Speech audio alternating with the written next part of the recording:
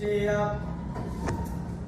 Sebelum kita awali pelajaran sosiologi pagi hari ini, alangkah baiknya kita berdoa menurut agama dan kepercayaan masing-masing. Berdoa dimulai.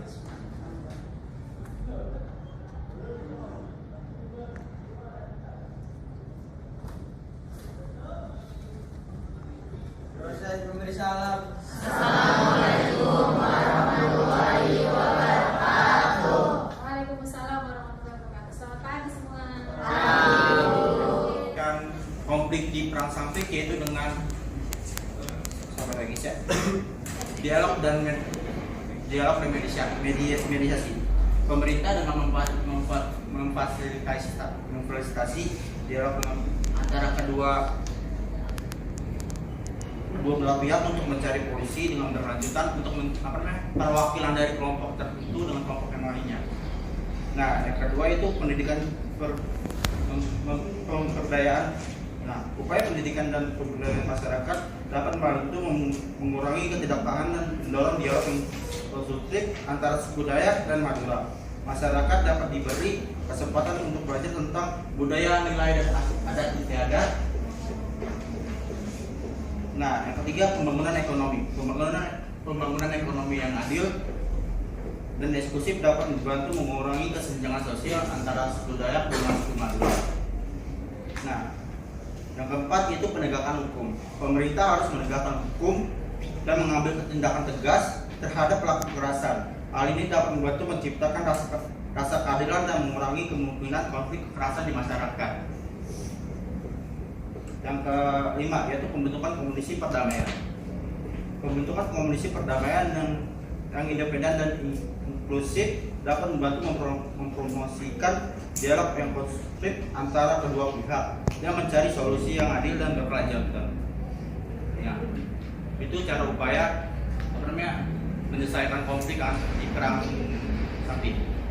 Kami minta maaf sebelumnya atas kekurangan dan kekurangan kami yang mungkin kurang dipahami dengan peserta. Ya, terima kasih. Saya pilih. Wassalamualaikum warahmatullahi wabarakatuh.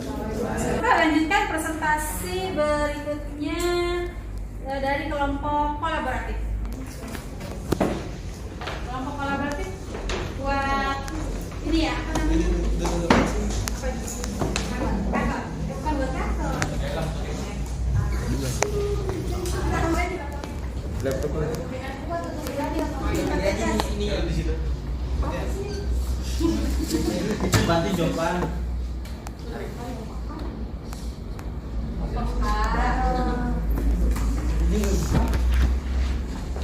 Kelihatan ya dari.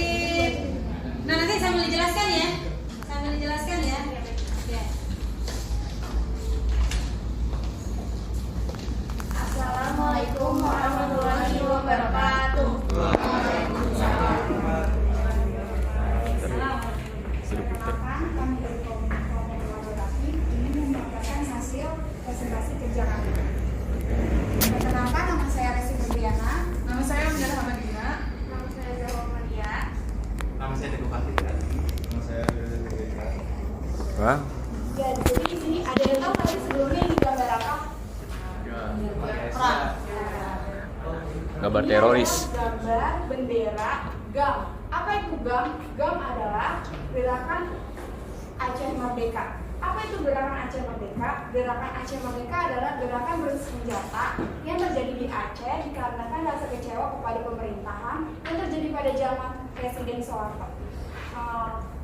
Tujuan dari gerakan ini adalah untuk memisahkan diri dari Negara Kesatuan Republik Indonesia. GAM dipimpin oleh Tengku Hasan Ditiro atau yang biasa dikenal dengan Hasan Tiro. GAM lahir pada 4 Desember 1976 dengan menyerukan perlawanan kepada pemerintah Republik Indonesia yang dipimpin oleh Tengku Hasan. Latar belakang terjadinya GAM itu karena konflik yang bersumber dari perbedaan tentang hukum Islam, kekecewaan tentang distribusi sumber daya alam di Aceh, dan peringatan juga pendatang dari Jawa. Jadi banyaknya orang Jawa yang datang ke Aceh menjadi salah satu penyebab terjadinya GAM. Penyebab yang terjadi adanya konflik yang terjadi di Aceh ada beberapa penyebab, yaitu yang pertama ada perbedaan pendapat tentang hukum Islam, yang kedua tentang ketidakpuasan atas distribusi sumber daya alam di Aceh, dan peningkatan jumlah orang Jawa di Aceh. Oke. Dari konflik tersebut, GAM ini memiliki 3 tahapan, yaitu di tahun 1977, 1989, dan 1998. Nah, jadi di tahun 1977 itu setelah GAM muncul, dari organisasi GAM ini langsung mendeklarasikan perang kepada Republik Indonesia dan melakukan aktivitas pertamanya. Tapi dari aktivitas GAM ini bisa dicegah oleh pemerintahan pusat. Jadi gerakan pertama mereka itu gagal. Lalu lanjut di tahun 1989. Pada tahun ini GAM memperbarui aktivitasnya dengan mengerahkan 1.000 tentara yang dibantu oleh negara Iran dan negara Libya. Dari bantuan-bantuan tersebut, tentu kita melihat ya, kalau misalkan GAM ini di tahun 1989 persiapan mereka itu lebih tertata dan lebih baik daripada tahun sebelumnya, karena tahun sebelumnya itu mereka gagal kan. Lalu karena adanya ancaman terbaru dari GAM ini, pemerintah Indonesia menyatakan bahwa Aceh adalah daerah operasi militer khusus atau GOM. Lalu lanjut di tahun 1998, pada saat Presiden Soeharto lengser dan digantikan oleh Presiden B.J. Habibie sebagai presiden ketiga, Presiden B.J. Habibie mencabut pernyataan bahwa Aceh adalah daerah operasi militer khusus. Dan dari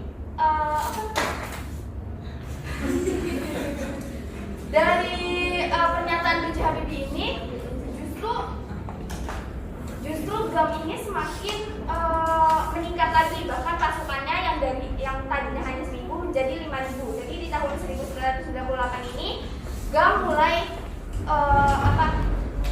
meningkatkan pasukan-pasukannya lagi untuk melakukan gerakan.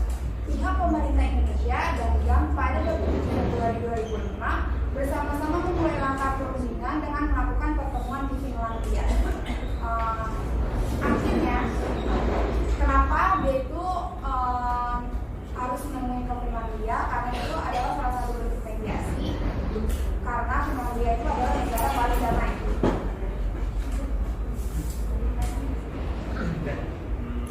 Berikut dampak dari GAM. 1. Merusak nilai persatuan di Indonesia.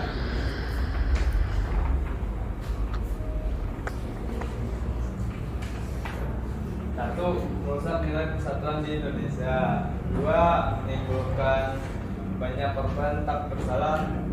3. Menyebabkan daerah Aceh menjadi tidak kondusif. 4. Hilangnya kepercayaan antara rakyat dan pemerintah. 5. Menimbulkan perpecahan dan permusuhan antara sesama rakyat Indonesia. 6. Menghambat pertumbuhan ekonomi dan pembangunan ekonomi di wilayah Aceh.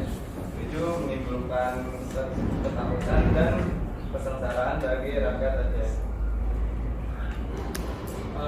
Lalu selanjutnya, beberapa upaya dalam menyelesaikan konflik dari konflik 3 GAM ini ada 3. Yang pertama itu adalah kompromi adalah bentuk penyelesaian konflik yang dimana pihak yang terlibat mengurangi tuntutannya. Contohnya seperti pihak yang awalnya ingin merdeka, mungkin tuntutannya bisa dikurangi menjadi mereka hanya mendapat otonomi khusus atau hak-hak lain yang istimewa. Oke, yang selanjutnya adalah mediasi. Mediasi ini adalah menyelesaikan suatu konflik dengan mengundang pihak netral dan berfungsi sebagai penasihat, dan keputusannya tidak mengikat pada pihak manapun. Contohnya seperti Finlandia yang menjadi pihak ketiga dalam penyelesaian konflik. Lalu yang terakhir adalah displacement. Displacement adalah usaha untuk mengakhiri konflik dengan cara mengalihkan pada objek secara bersama. Misalnya seperti garis Sumatera terhenti dikarenakan terjadinya bencana alam di daerah lain dan membantu daerah yang berdampak bencana alam. Contohnya itu adalah mungkin kita tahu ada bencana alam gempa gempa bumi dan tsunami pada Desember 2004 yang memaksa pihak-pihak yang bertiga ya, pihak pemerintah Indonesia dan pihak-pihak untuk kembali ke meja berunding karena ya kembali yang tadi displacement, mereka mengalihkan pada objek sesuatu secara paralel. Singkatnya seperti itu.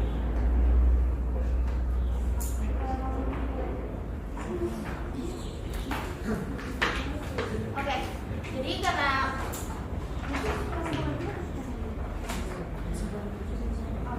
jadi kesimpulan yang kami ambil dari gerakan Aceh Merdeka ini adalah gerakan Aceh Merdeka merupakan salah satu gerakan yang mengancam NKRI. Maka dari itu peran pemerintah pasti diperlukan untuk mencegah peperangan.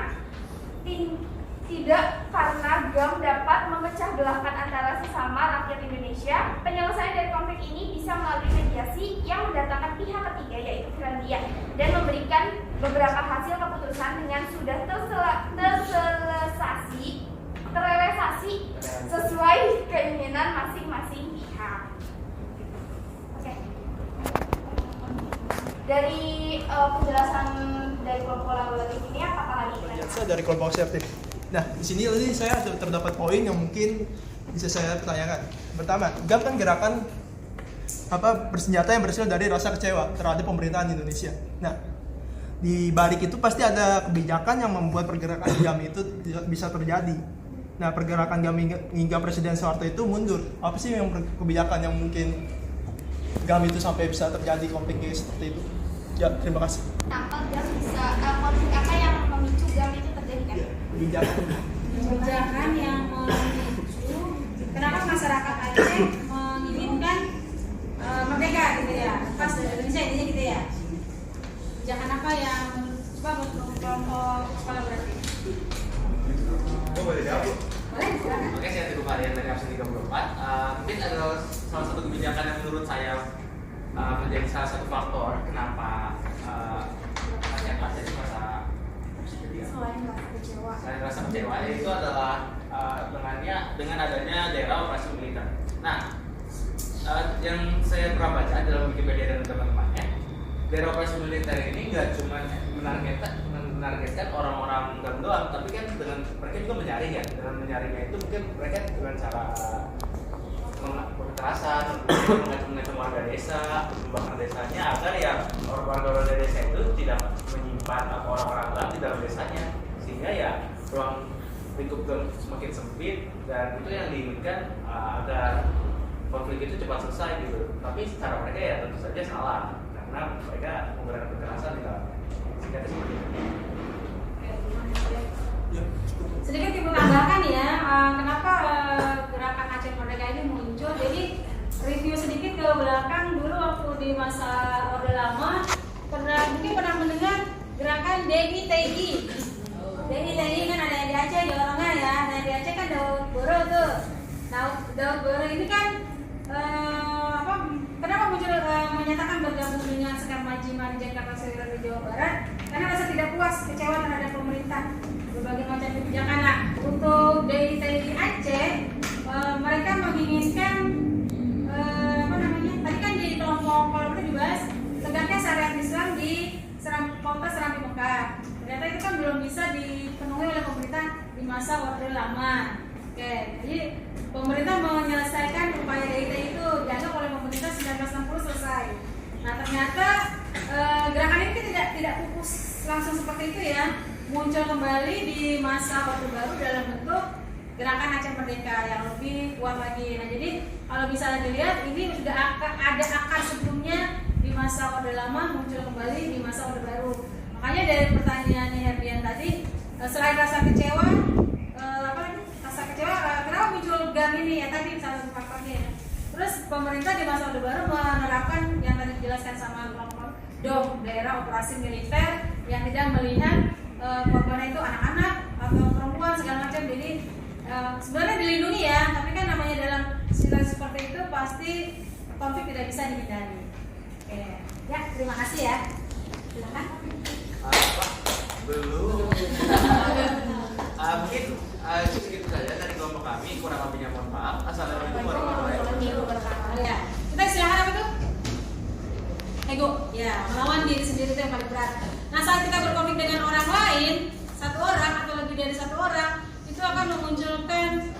sesuatu dalam diri kita, sikap apa namanya emosional. Nah, emosional ini kalau ditunjukkan bisa reprensif, bisa preventif, bisa kita mencegahnya, maksudnya menahan diri. Kan ada GMK itu ada menghindari, kan? Ada yang mengambil tindakan langsung mengarah ke kekerasan. Nah, jadi gimana cara kita bisa mengelola konflik sesuai dengan kita kan diberikan kemampuan akal oleh Yang Maha Kuasa. Nah, gunakan logika itu untuk berpikir jernih, jangan hanya mengedepankan ego. Saya tersinggung, saya harus balas. Nah, seperti itu. Konflik. Biar apa? Tercipta kedamaian. Tadi kan pengen perdamaian itu ada.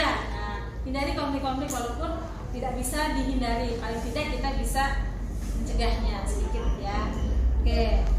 Emosional dijaga biar tidak meledak-ledak. Terus sosial juga, gimana caranya kita bisa bekerja sama dengan orang lain, dengan teman satu bangku, dengan teman beda bangku, beda kelas, nah atau seluruh warga 52. Sikap sosial, apalagi kan bulan Ramadan, godaannya berat kan, godaan ngantuk, godaan yang lagi sesuatu yang tadi tampil tuh makan ikan tongkol yuk gitu kan di video. Nah itu kan godaan juga. Nah sosial kita empati, kan 52 punya program apa tuh, berbagi takjil. Nah itu salah satu bentuk sosial. Sosial kita ditumbuhkan, emosional kita kembangkan lebih baik. Oke, pertemuan hari ini kita akhiri di sini ya. Intinya kita masing-masing bisa menjaga diri untuk mencegah terjadinya konflik. Materi selanjutnya nanti kita lanjutkan di pertemuan hari Kamis ya. Kita ketemu lagi hari Kamis. Materi kita adalah kekerasan. Walaupun tadi udah masuk tuh istilah kekerasan sedikit di konflik kan, udah masuk kekerasan karena ada pembantaian. Ya, terus yang dijelaskan oleh kelompok asertif, konflik di masyarakat Kalimantan, konflik sambit itu masuk juga ke kekerasan. Jadi kekerasan muncul karena terjadinya konflik. Oke. Kita akhiri pembelajaran hari ini. Terima kasih atas perhatiannya semua. Assalamualaikum warahmatullahi wabarakatuh. Selamat. 1, 2. Sosiologi.